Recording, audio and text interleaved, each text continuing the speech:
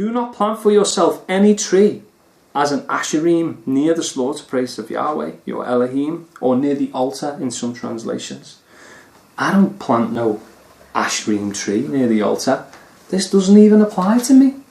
Well, what about Christmas trees, which are actually Saturnalian pillars of worship to the sun god Nimrod? These things have nothing to do with Christ, and if we research it ourselves, we can see that these customs and traditions about bringing trees into one's home are actually rooted in pagan practices. They're known as asherim, they're known as pillars of worship, and they decorate them with planets and stars, astrology and fairies. This Christmas tree has nothing to do with Jesus Christ. It has nothing to do with the birth of our Messiah. In fact, Yeshua wasn't even born in December, so what's going on here? Well, history teaches and tells us that Constantine merged a religion together. And the kids love it, and Santa's checking his list. He's checking it twice, going to find out if you're naughty or nice. And all these kids actually believe more in Santa Claus than they do of the living God of Israel. It's so sad. It was a satanic practice. It still is. It's deeply rooted in the occult.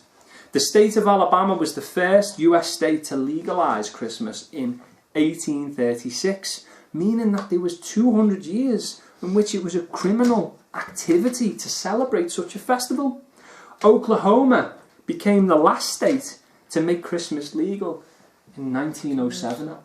Wow. These are true facts. True facts. It was considered as pure witchcraft, related to Anglo-Saxon barbarian, related to Mithras and Rome. You can go and see it. Any culture in the world is the worship of tree. It's the worship of trees, the decorating of trees, and it's nothing to do with Christ. Our Father hates this form of idolatry. He hates it, and he says he does in his word. Let's go to Jeremiah 10.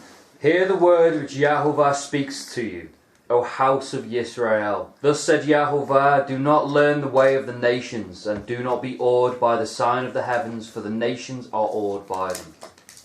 For the laws of these people are worthless. For one cuts a tree from the forest, work for the hands of a craftsman with a cutting tool. They beautify it with silver and gold, they strengthen it with nails and hammers, so that it does not topple. Well, do not lean on the ways of what the nations do. Well, all the nations and everyone. I mean, I don't know anyone who doesn't put a Christmas tree up. You get called a Grinch. It's wrong. It's frowned upon. It's seen as forbidden. What? You didn't put a Christmas tree up? They adorn it with silver and gold. It becomes an idol in people's homes. These things have got a spiritual implication, you know. These ancient people didn't just do this for a laugh. They were doing it to invoke deities. They were doing it to invoke spirits. They were doing it to allow the spirit of Yule and Saturnalia into their lives. This was a spirit of Saturnalia, and it's known as the spirit of Christmas. Now, oh, got the spirit of Christmas. It does not have anything to do with Christ, with these ritualistic ceremonies that are ingrained in paganism, and you can research it yourself online for all those people that want to watch and tune into this. And we're not bashing these people that do this unknowingly, because the world has been deceived. It says the whole world is given unto the hand of the wicked, that the devil is a liar, that he's deceived people, and we've been given the knowledge and truth, and we know. Amos 5:21 through 23, Yahweh says, thus saith Yahweh, I despise your feast days, and I will not stand or smell in your solemn assemblies. He hates the festivals that the Gentiles do. Christmas, it's not in the Bible. Sukkot is in the Bible. Passover is in the Bible. In fact, Yeshua did these festivals. Amen. In fact, they're Yahweh's feast days.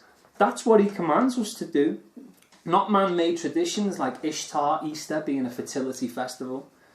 So, this can apply to us today. Do not plant for yourself any tree, any asherim near the altar of Yahweh.